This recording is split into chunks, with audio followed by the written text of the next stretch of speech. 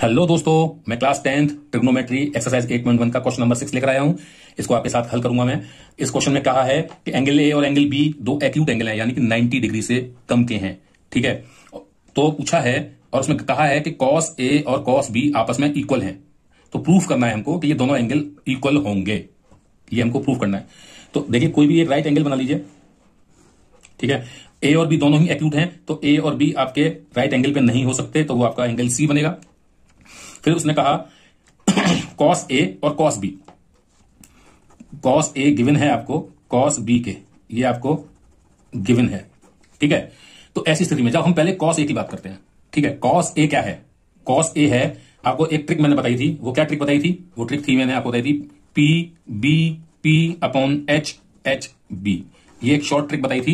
इसमें P stand करता है परपेंडिकुलर के लिए, B स्टैंड करता है बेस के लिए और H स्टैंड करता है हाइपोटेनस के लिए। साथ में पहला जो रेशियो है P अपॉन H, ये साइन का है, साइन कोसेक का। दूसरा ऑप्शन जो है रेशियो वो B अपॉन H, ये आपका कॉस और साइन का, कॉस और सेक का है।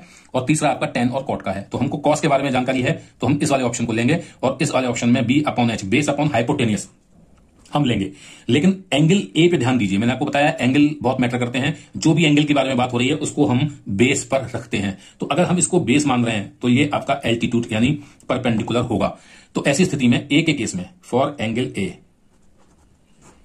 कॉस ए क्या होगा? कॉस ए होगा बी अपॉन एच, बेस यानी A C upon hypotenuse, hypotenuse is what? A B.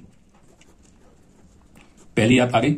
For angle B ये क्या होगा? कॉस बी निकालेंगे तो अब एंगल बी के लिए बेस एंगल आपका ये होगा, यानी एंगल बी आपका बेस एंगल है, तो ये आपका बीसी आपका बेस हो गया इस कंडीशन में। तो फिर वही बेस अपॉन हाइपोटेनियस, बेस आपका क्या है? सी बी यानी बी सी, और आपका हाइपोटेनियस क्या है? A B.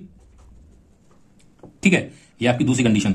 और आपको गिवन है चूंकि cos A is equal to cos B, तो चूंकि ये गिवन है cos A is equal to cos B, तो इसका मतलब हम इसको ले सकते हैं कॉस ए आपका है A C upon A B is equal to cos B में क्या है? B C upon A B.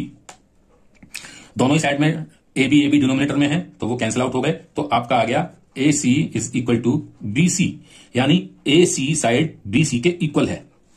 ठीक है, तो अगर ये साइड इक्वल है तो आपको ट्रायंगल की प्रॉपर्टी में पता है, तो उनके बेस, उनके अपोजिट एंगल्स भी इक्वल होंगे। एसी के अपोजिट एंगल है बी और बीसी के अपोजिट एंगल है ए।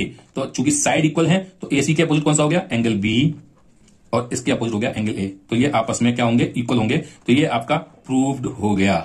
ठीक है, तो ये हमको जो प्रूफ करना था ये हमने कर दिया। तो इस तरह से ये क्वेश्चन होगा। उम्मीद आपको समझ में आया होगा। नहीं समझ में आता है तो उसको रिवाइंड करके देखिएगा, और फिर भी समझ में आता तो कमेंट करिए, हम आपको दोबारा समझाएंगे। और हाँ, अगर वीडियो पसंद आया तो लाइक जरूर करिएगा, कंजूसी मत करिएगा, कोई पैसे नहीं लगते उसमें, बट उसका फायदा और लोगों को पहुंचेगा, क्योंकि ये वीडियो फिर ज्यादा से ज्यादा लोगों तक पहुंचेगा। ओके, मिलता हूं नए वीडियो में नई प्रॉब्लम के साथ।